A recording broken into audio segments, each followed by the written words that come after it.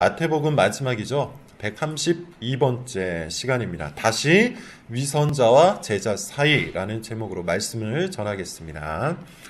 요즘 우리나라를 흔들고 있는 초대형 스캔들이 있죠. 연예인들이 모여있는 카톡방에서 온갖 추잡한 대화가 이루어졌는데 그 수준이 경악할 만한 것이었습니다.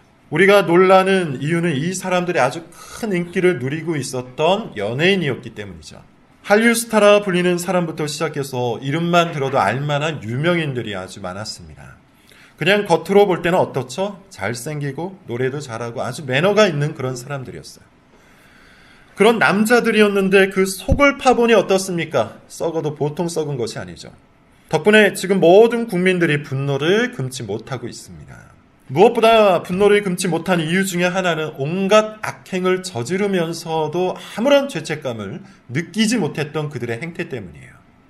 일반인이라면 누구나 양심의 가책을 받을 만한 짓을 하면서도 이들은 서로 킥킥대며 웃어댔죠. 정상적인 사람은 상상도 못할 짓을 하면서 아무렇지도 않은 이들을 보며 우리는 양심이 마비되었다는 말의 뜻을 깨닫습니다. 그렇다면 여러분, 도대체 이 젊은이들은 무슨 이유로 이토록 그 젊은 나이에 양심이 마비되어 버린 걸까요?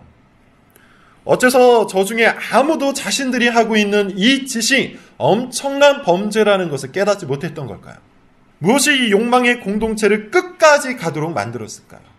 아마 다양한 이유가 있을 겁니다. 조금만 있으면 각 분야의 전문가가 그것을 분석해서 소상하게 말해줄 거예요. 그 전에 저는 신학적으로 그리고 마태복음의 문맥에 비추어서 이렇게 말해보고자 합니다. 양심이 마비된 이유, 자신들의 욕망이 죄라는 사실을 전혀 깨닫지 못한 이유는 저들이 공동체였기 때문이에요. 무슨 말일까요? 서로의 욕망에 박수를 쳐줬죠. 욕망의 성취에 대해서 서로가 크게 웃어줬어요. 그 욕망을 격려하고 도와주었기 때문에 그들은 이 공동체 속에서 자신들이 하고 있는 말과 행동이 얼마나 큰 죄인지를 전혀 깨닫지 못했습니다. 이 공동체에는 법은 없고 욕망만 있었던 것이고요. 모두가 그 욕망의 기초에서 서로를 격려하고 도와주었기 때문에 아무런 양심의 가책을 못 느꼈던 것이죠. 이쯤에서 우리는 마태복음 설교에서 누누이 말했던 위선자의 특징을 떠올려 볼 수 있어요.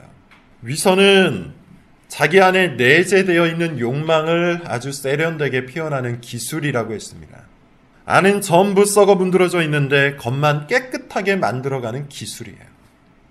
그 이유가 뭡니까? 왜 그렇게 한다고 했죠? 얻고 싶은 것을 얻기 위해서죠. 예컨대 인정을 받고 싶은 겁니다. 예컨대 자기 중심적인 친밀감을 갖고 싶은 것이죠. 예컨대 평판과 인기와 명예를 얻어서 자기 속은 신경도 쓰지 않고 겉만 부지런히 닦고 싶어 했던 겁니다. 마치 인기 연예인들이 겉은 화려하고 매너 있고 친절한 것처럼 꾸미면서 속으로는 온갖 역겨운 짓을 했던 것과 다를 바가 없다는 것이죠. 우리는 그들을 지적하지만 사실상 하나님의 공의의 관점에서 크게 다를 바가 없어요. 그런 의미에서 위선은 무엇입니까? 자기 기만이에요. 스스로를 속이는 거예요. 위선의 공동체에 속해서 그 위선을 계속하여 단련한 사람은 자기의 겉모양이 자기 자신인 줄 압니다. 그래서 스스로 속아요. 자기의 속사람을 전혀 인지하지 못해요. 이런 사람은 교회 공동체에 속해 있을 때 말씀을 잘 듣습니다. 제법 깨닫기도 합니다. 그리고 지식적으로 많이 알 수도 있지만 뭘 못할까요? 적용을 못해요. 실천을 하지 못해요. 이 말씀으로부터 자기의 삶을 이끌어낼 수 있는 능력이 없어요. 이 말씀으로부터 자기 심령의 변화를 만들어내지 못했기 때문이죠.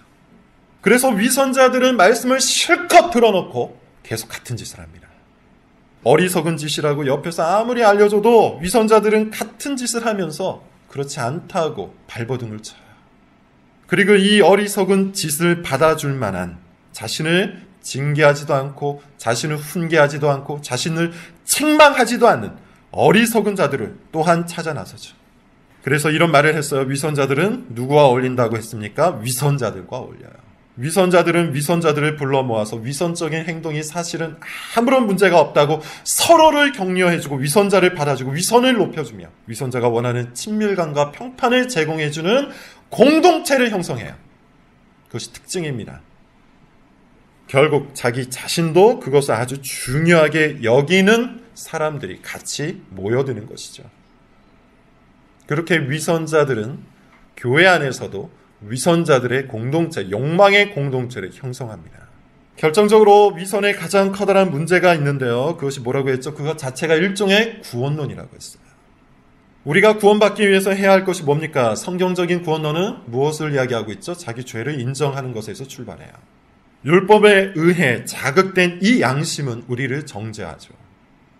그리고 율법의 저주 아래에서 고통을 받아요. 이것이 율법과 양심의 관계예요. 양심이 깨어난 사람은 이 죄에서 자신을 구원할 수 있는 구원자를 찾아 헤매고 결국 십자가의 그리스도 앞에 엎드려 회개하고 믿습니다. 회개와 믿음, 이것이 우리를 구원한다는 것이죠. 반면에 위선자는 어떻게 구원을 받습니까? 양심의 고발을 피하는 것으로 구원을 받으려고 해요. 자기 안에 가득한 죄를 외면합니다. 양심으로 인해 불편한 감정을 해결하기 위해 신앙적인 열심을 낼 뿐이에요. 사람들로부터 받는 칭찬과 평판을 통해 자기 양심을 잠재웁니다. 그렇게 위선자는 회개도 없고 믿음도 없이 자기 스스로 구원을 쟁취해내죠. 위선자의 신앙 속에는 그리스도가 필요가 없어요. 믿는다 하지만 사실상 필요가 없어요. 그래서 위선자는 기본적으로 굉장히 교만합니다. 이것이 위선자의 특징이에요. 다른 사람보다 자신이 더 뛰어나다고 생각해요. 그래서 굉장히 경쟁적이고 또한 동시에 열등감이 심하죠. 자신을 자랑합니다. 자랑하고 싶어서 더 열심히 탁월함을 추구합니다. 권위에 대한 불신이 굉장히 심합니다. 그리고 자신의 공의는 항상 높게 대접을 받아야 된다고 믿습니다. 그런 의미에서 위선자에게 그리스도는 왕이 아니죠. 위선자에게 그리스도는 그냥 기분 나쁜 감정, 곧 죄책감에서 자신을 구원해 주는 그런 구원자일 뿐이에요. 그에게 그리스도는 굉장히 추상적입니다. 예수님을 믿는다는 그 말이 추상적으로 다가올 뿐이에요. 구체적으로, 현실적으로, 일상적으로, 심정적으로, 지적으로, 그리고 의지적으로 날마다 순종해야 될 대상이 아니에요. 위선자들에게 하나님의 말씀은 그런 의미에서 항상 애매모호해요. 하나님의 말씀을 열심히 듣고 열심히 공부를 하는데도 일상 속에 어떻게 적용해야 할지 스스로 지혜를 끌어내지 못해요. 그래서 위선자는 주일에만 경건할 뿐이죠. 아니, 요즘에는 주기가 더 빨라져서 예배 때만 경건한 척을 한다고 했어요. 예배가 끝나는 즉시 자기 소견에 오른 대로 살아간다고 했습니다. 옛사람의 습관대로 생각하고 말하고 행동하는 아주 무의식적이고 본능적인 행태. 이것이 위선자의 행태예요. 마태복음이 위선자를 이토록 강력하게 그리고 오랫동안 질타하고 있는 이유가 있다고 했습니다. 마태복음의 첫 번째 독자 때문이라고 했죠. 유대인들 때문이에요. 유대인들은 오랫동안 지금까지 말했던 이와 같은 위선자의 복음을, 위선자의 교훈을 듣고 배웠습니다. 대제사장과 장로와 서기관과 바리새인들은 모두 위선자들이었고 이 위선자의 교훈을 가르치던 사람들이에요. 그들에게 배운 백성들도 이것이 올바른 진리인 줄 알고 그렇게 살아갔던 사람들입니다. 마태는 그들에게 참된 복음이 무엇이고 참된 믿음이 무엇이며 참된 교훈이 무엇인지 전달하기 위해 위선자의 교훈을 이처럼 날카롭게 부각시키고 있는 것이죠. 이것은 특히 오늘날에 아주 적절한 방법이 됩니다. 오늘날 많은 성도가 양심이 마비된 상태로 교회를 다녀요. 심지어 교회가 그것을 지적하지 않죠. 오히려 받아주죠. 위선이라는 가면을 벗겨내고 참된 복음으로 초청하는 것이 교회의 사명인데 오늘날 교회는 그것을 잊어버렸습니다. 그저 감정을 상하지 않게 하려고, 그저 시험에 빠지지 않게 하려고, 그저 교회를 떠나지 않게 하려고, 그저 착실한 교인으로 만들어내려고 위선자의 복음을 전하는 교회가 많다는 거예요. 마태복음은 이와 같은 분위기에 던져진 폭탄과 같은 복음서예요. 예수님은 아주 철저하게 그리고 아주 끈질기게 참된 믿음이 무엇인지를 가르쳐 주세요. 산상수훈에서 가르치셨습니다. 천국 비유에서 가르치셨어요. 각종 교훈과 설교를 통해서 참된 믿음을 꾸준하게 가르치셨어요. 한마디로 참된 믿음은 뭡니까? 자기를 부인하고 자기를 헌신하는 것이라고 했죠. 자기 부인과 자기 헌신이 있는 믿음만이 참된 믿음이에요. 바울의 용어로 비슷하게 바꾸어 말하자면 옛사람을 벗어던지고 새 사람을 덧입는 것이라고 했어요. 죄의 본성과 욕망에 젖어 있었던 옛사람의 모든 습관을 끌어내고 새로운 본성과 경건으로 새 사람의 습관들을 만들어내는 것, 이것이 참된 믿음의 특징이에요. 믿음이 있는 사람은 이것을 이해하는데 전혀 어려움이 없을 테고, 믿음이 없는 사람은 아무리 많이 들어도 이것이 무슨 말인지 모를 겁니다. 물론 이 믿음이 느닷없이 완성되는 것은 아닙니다. 완벽하게 자기를 부인하고 완벽하게 자기를 헌신하게 되는 것이 아니에요. 순식간에 그렇게 되는 건 아니에요. 옛사람의 습관을 끊어내고 새 사람의 습관을 창조하는 일은 천천히 이루어질 뿐만 아니라 서로 교차되면서 이루어지기도 하죠. 무슨 말입니까? 새 사람의 습관을 만들어냈는데 그것이 무너져서 다시 옛사람의 습관으로 돌아가기도 하고, 그것을 깨닫고 다시 새 사람의 습관을 만들기 위해서 노력하기도 한다는 거예요. 그렇게 왔다 갔다 한다는 겁니다. 중요한 것이 있어요. 참된 믿음은 그 가운데 항상 하나님을 찾게 만든다는 것이죠. 새 사람의 습관이 무너졌을 때는 자기 자신의 부족함과 범죄함을 깨닫고 하나님 앞에 나아가 도우심을 간구합니다. 이것이 참된 믿음이에요. 옛사람의 습관이 다시 살아났을 때는 또한 슬피 울며 회개합니다. 이것이 참된 믿음의 특징이에요. 자기 부인과 자기 헌신이 천천히 진행되고 서로 교차되면서 진행되는 것은 맞지만, 참된 믿음을 가지고 있는 사람은 이렇든 저렇든 항상 하나님을 찾아가요. 그런데 위선자는 그렇지 않습니다. 자기 부인과 자기 헌신이 잘 되면 신이 나서 하나님을 찾지 않아요. 자기 부인과 자기 헌신에 실패하면 실패감에 빠져서 하나님을 외면해요. 위선자는 이렇든 저렇든 상관없이 하나님을 찾지 않아요. 이것이 위선자의 특징입니다. 자, 여러분, 이제 우리는 마태복음을 마무리하는 지점에 왔어요. 얼마나 잘 들었는지, 얼마나 유익했는지, 얼마나 변화와 성장이 있었는지 저는 잘 모르겠습니다. 성령께서 누군가의 마음에는 씨를 심으셨을지도 모르고 누군가에게는 구체적인 열매를 주셨을지도 몰라요. 여러분들이 어디까지 와 있는지는 잘 모르겠지만 우리는 다시 한번 이 복음을 들어야 합니다. 우리 중에 많은 사람은 여전히 위선자와 제자 사이에 서 있는 무리이기 때문이에요. 그런 의미에서 오늘 본문은 다시 한번 이 두 사람을 대조하죠. 위선자와 제자예요. 앞서 어떤 사건이 있었습니까? 오늘 본문 앞서 죽으셨던 예수님이 살아나셨죠. 참으로 충격적이고 놀랍고 위대한 사건이라고 했어요. 목격자는 두 부류였습니다. 한 부류는 무덤을 지키고 있었던 병사들이었어요. 그들은 곧장 기절을 하기는 했지만 목격도 했죠. 다른 하나는 여인들이었습니다. 그들은 천사와 대화를 하면서 예수님이 살아났다는 소식을 들었어요.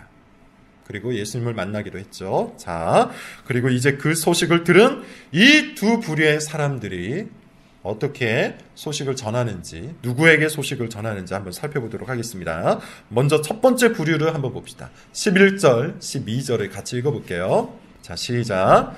여자들이 갈 때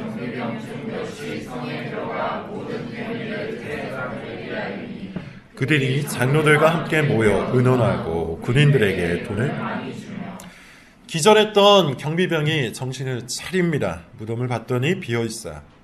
그들은 분명히 천사들을 보고 지진이 일어나고 무덤 안에 예수님이 사라진 것을 봤지만 그것을 그대로 말할 자신은 없었습니다. 자신들의 임무를 제대로 수행하지 못했기 때문이죠. 그래서 로마 병사들이었음에도 불구하고 빌라도를 찾아가지 않고 대제사장을 찾아갑니다. 대제사장이 소식을 듣고 긴급 소집을 합니다. 장로들이 모였어요. 아마도 여기에는 서기관과 바리새인들이 포함되어 있었을 거예요. 머리를 모으고 의논을 합니다. 앞서 27장 63절에서 말한 것처럼 이들은 예수님께서 부활하신다는 말씀을 이미 알고 있었어요. 그렇다면 여러분, 이쯤에서 우리가 상식적으로 한번 생각을 좀 해볼까요? 예수님이 죽었다가 다시 살아나실 것이라고 살아생전 이미 말씀을 하셨습니다. 이것을 그들도 다 알고 있었어요. 그리고 예수님이 실제로 죽었고요. 이 위선자들은 이 말씀을 기억하고 빌라도를 찾아가 경비병을 더 달라고 했죠. 그런데 경비병들이 와서 이렇게 말하는 거예요. 갑자기 지진이 일어나고 하얀 옷을 입은 천사가 하늘에서 내려오더니 무덤에 돌을 굴려놓고 그 위에 앉아 있었습니다. 정신을 차려보니 무덤 안에는 예수의 시체가 없었습니다. 상식적으로 이 정도 정황이면 여러분 어떻게 해야 되겠습니까? 믿어야겠죠.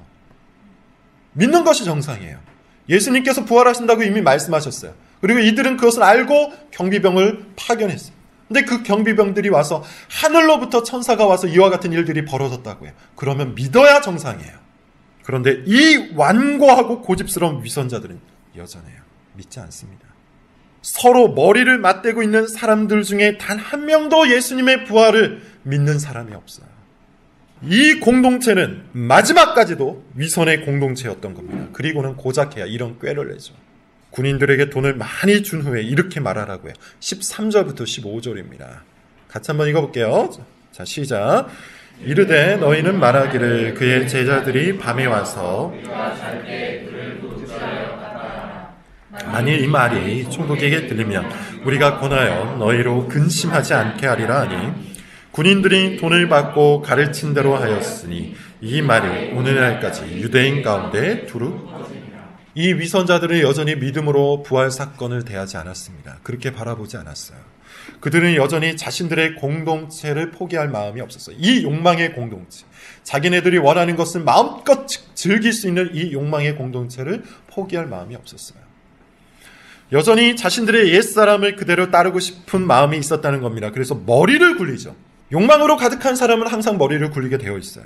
경우의 수를 따지게 되어 있어요. 가장 그럴듯한 꾀를 냅니다. 그의 제자들이 밤에 와서 우리가 잘 때 그를 도둑질하여 갔다 하라. 아마도 이 꾀를 낸 후에 그들은 흐뭇한 미소를 지었을 겁니다. 스스로의 꾀에 만족을 한 것이죠. 위선자들은 자기들이 꽤 똑똑하다고 생각합니다. 스스로 지혜롭다고 생각을 해요. 그래 항상 자기 머리를 굴리기 때문이죠. 그러나 하늘의 관점에서 보면 어떻습니까? 정말로 어리석은 거죠.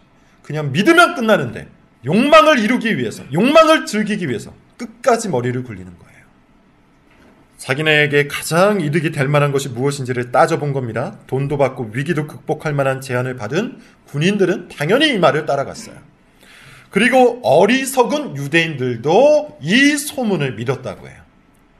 여기서 우리는 다시 한번 위선자들의 행태를 살펴봐야 합니다. 위선자들은 다른 사람들을 나름대로 도와요. 이것이 굉장히 중요한 포인트예요. 위선자들도 나름대로 다른 사람들을 도와요. 자기 꾀를 갖고 도와요. 자기 지혜를 동원해서 도와요. 자기 머리를 써서 위선이 필요하고 거짓이 필요하고 욕망이 필요한 사람들을 도와줘요. 마치 지금 도움이 필요한 경비병들을 이 위선의 공동체가 포용해줬던 것처럼 말이에요.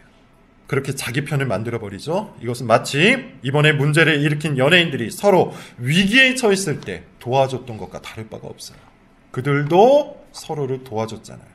돌이켜 회개하라는 이 간단한 권면 대신에 회개하지 않고 문제를 수습할 수 있는 꾀를 가르쳐줍니다. 안타깝게도 오늘날 이런 일들은 교회 안에도 굉장히 많이 벌어지죠. 성도의 교제라는 명목으로 벌어져요. 말씀을 갖고 권면을 해야 하는데 항상 말씀 안에서 권면하고 훈계하고 책망하고 격려해야 하는데 그저 세속적인 방법과 기술과 지침을 갖고 그 사람을 도와주려고 합니다. 그리고 그렇게 도움을 받은 사람은 또 그게 좋아서 그 사람과 어울리죠. 그런 방식으로 교회 안에 위선자와 위선자가 뭉쳐 위선자들의 공동체, 욕망의 공동체가 끝까지 남아있게 되는 거예요. 이 공동체가 교회 안에 굳건히 세워지면 믿음이 들어갈 여지를 방해해버리는 겁니다. 무엇보다 교회 안에는 어리석은 유대인들처럼 위선자들이 퍼뜨린 소문을 그대로 믿는 사람들이 있어요. 무엇이 옳고 그른지 제대로 따져보지 않고 대충 넘어가는 사람들이 있다는 겁니다. 본인의 마음만 매우 넉넉한 것처럼 뭘 그렇게까지 꼼꼼하게 따지냐며 위선자들의 말을 다 받아주죠. 진리의 문제 앞에서, 참된 성도의 교제 앞에서 자기 자신의 마음이 하나님보다 그리스도보다 더 넓은 것처럼 구는 사람들이 교회 안에 있다는 겁니다. 어리석은 무리들이죠. 위선자를 적극적으로 거부하지 않는 사람은 위선자의 교회를 교회 안에 퍼뜨리는 것과 다를 바가 없어요. 부활에 대한 거짓 소문을 받아들인 유대인과 다를 바가 없다는 겁니다. 반면에 이 부활 사건 앞에서 제자들은 전혀 다른 방식으로 서 있습니다. 여자들의 말을 들은 제자들은 예수님이 살아있을 때 지시하신 대로, 그리고 천사가 다시 가르쳐준 대로 갈릴리에 가 있죠. 긴가민가 하는 사람들도 있었습니다. 자, 16절부터 17절을 한번 볼게요. 같이 읽어보겠습니다. 시작. 11 제자가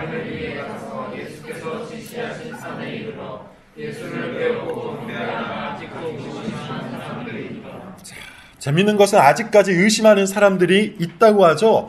여러분, 이것도 우리가 상식적으로 생각해보면 당연한 겁니다. 죽은 사람이 어찌 다시 살아날 수 있겠어요. 그래서 도마 같은 제자는 예수님의 옆구리에 손을 얹기까지 했죠. 중요한 것은 그럼에도 불구하고 제자들이 예수님 앞에 나와 있다는 거예요. 예수님을 의심하면서도 예수님이 말씀하신 대로 예수님께 나와 있다는 겁니다. 이 문제를 회피하기보다는 차라리 의심하면서 진지하게 대하고 있다는 것이죠. 이게 위선자들과의 차이예요. 이 문제를 대충 사람 좋은 척 넘어가지 않고 자기 안에 있는 의심과 싸우면서 예수님께 나아가고 있다는 것, 이것이 믿음의 모습이에요.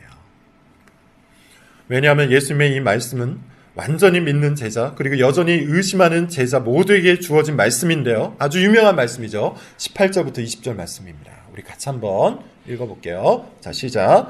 예수께서 나와 말씀하여 이르시되 하늘과 땅 모든 권세를 내게 주셨으니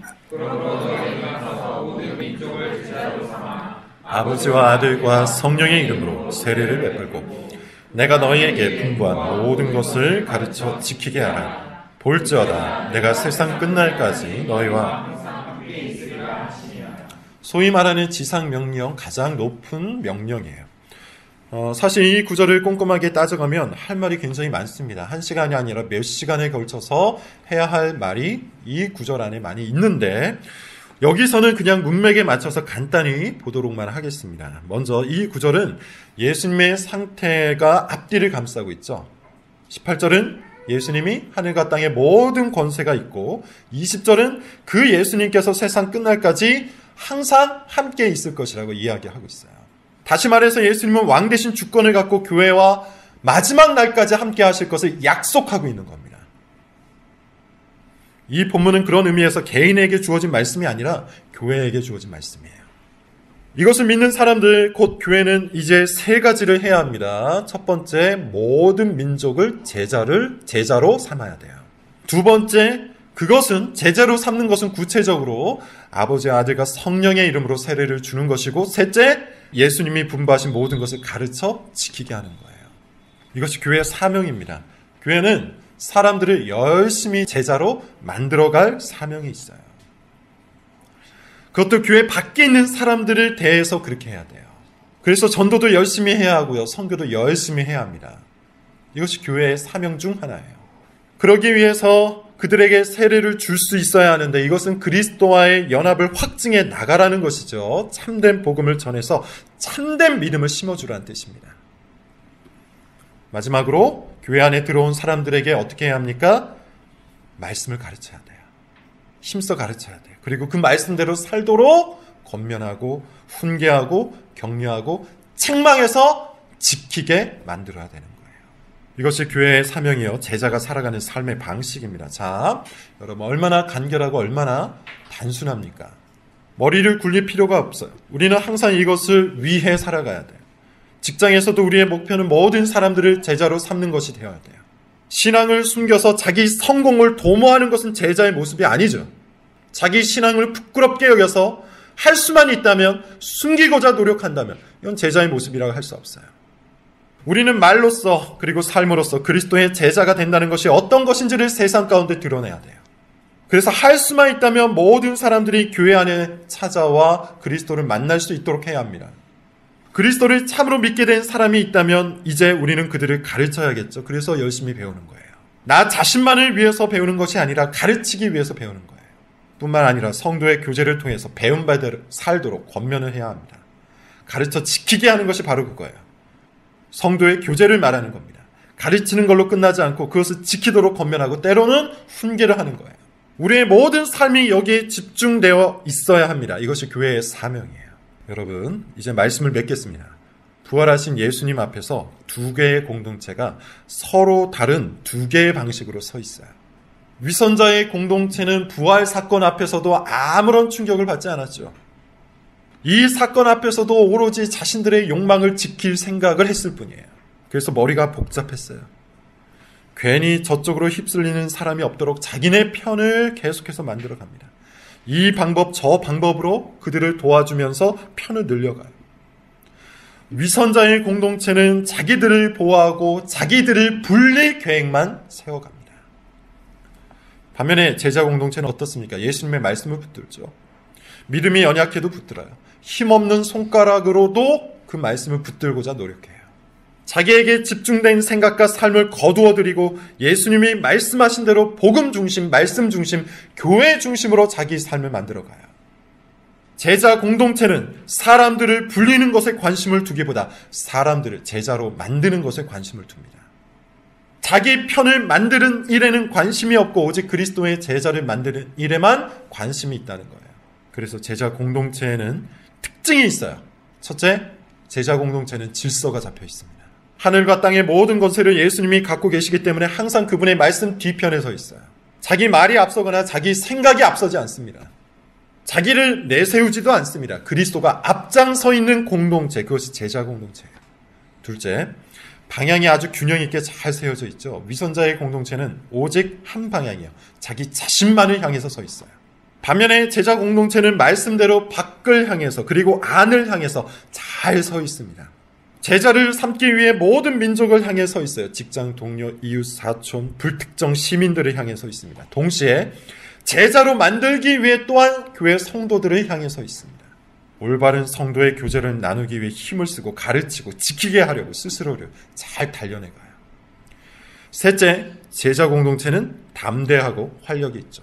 예수님께서 세상 끝날까지 항상 함께 하신다는 약속이 있기 때문에, 그 약속을 믿기 때문에 결과에 얽매이지 않고 항상 말씀대로 살아가는 활력이 있습니다.